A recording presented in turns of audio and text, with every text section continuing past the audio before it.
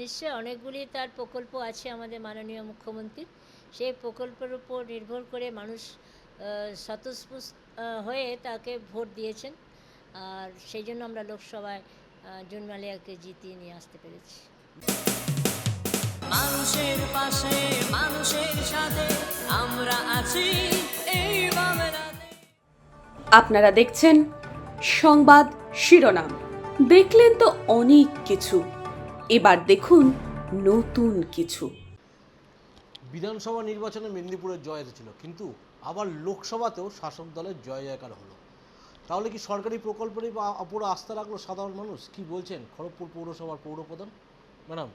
একাধিক প্রকল্পের ওপর আস্থা বিভিন্ন বিগত নির্বাচনগুলোতে দেখলাম, সেই নির্বাচনে এই লোকসভা নির্বাচনে কি সে একই ফল দেখা গেল? নিশ্চয়ই অনেকগুলি তার প্রকল্প আছে আমাদের মাননীয় মুখ্যমন্ত্রীর। সেই প্রকল্পের উপর নির্ভর করে মানুষ স্বতঃস্ফূর্ত হয়ে তাকে ভোট দিয়েছেন। আর সেই জন্য আমরা লোকসভায় জুন মালিয়াকে জিতিয়ে নিয়ে আসতে পেরেছি।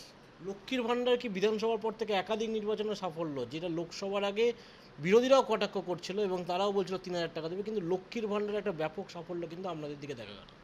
ওটা দেখা গেছে, লাইনটা দেখা গেছে মেয়েদের পক্ষে। যেখানে আমরা মিটিং করতে গেছি দেখলাম যে মহিলারাই বেশি। তারা ওই 1,000 টাকাটাতে তারা সন্তুষ্ট, এই জন্য তারা কিছুই পাচ্ছিল না। কেন, একটা বাড়ির লোক যদি তাকে 500 টাকা দেয় তার হিসাবটা নেয় মাননীয় মুখ্যমন্ত্রী, তাদেরকে যাতে মহিলাদের অসুবিধা না হয় সেই জন্য 1,000 টাকা দিয়েছে। কিন্তু অন্য অন্য দলের লোকরা সেটাকে নিয়ে অনেক ব্যঙ্গ করেছে, কিন্তু দেওয়ার জন্য তারা নেই। তারা মিথ্যা বাক্য দিয়ে এতদিন চালিয়েছিল। কেন্দ্রীয় বঞ্চনার প্রতিবাদে বারবার আপনারা সরব হয়েছিলেন।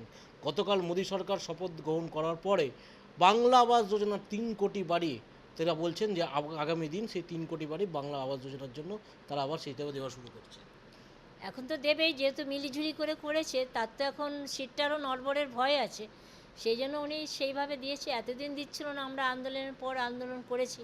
সেখানে মমতা ব্যানার্জি বলেছে যদি না দেয় কেন্দ্রীয় সরকার, তাহলে আমি নিজে দিয়ে ঘরগুলি করব। খড়গপুর পৌরসভায় কী কী কাজ চলছে এখন? আমাদের যেমন কাজটা ইলেকশন পারপাসে বন্ধ ছিল, সেরকম আমরা প্রায় 3.5 কোটি টাকার কাজ আমরা বন্ধ রেখেছিলাম ইলেকশন পারপাসে, সেটা আবার শুরু হয়েছে। একদিকে যখন নেত্রী বলছেন যে কর্মীরাই সম্পদ, অপরদিকে নেত্রীর যে কিছুদিন আগে 2024 থেকে 2026-এ কিন্তু রূপরেখা তৈরি করেছেন। এক কথায় বলা যেতে পারে বিধানসভার পর থেকে যখন সাফল্য আসছে, এবং সেই সাফল্যই কিন্তু 2026-এ তারা ধরে রাখতে চাইছে আবার।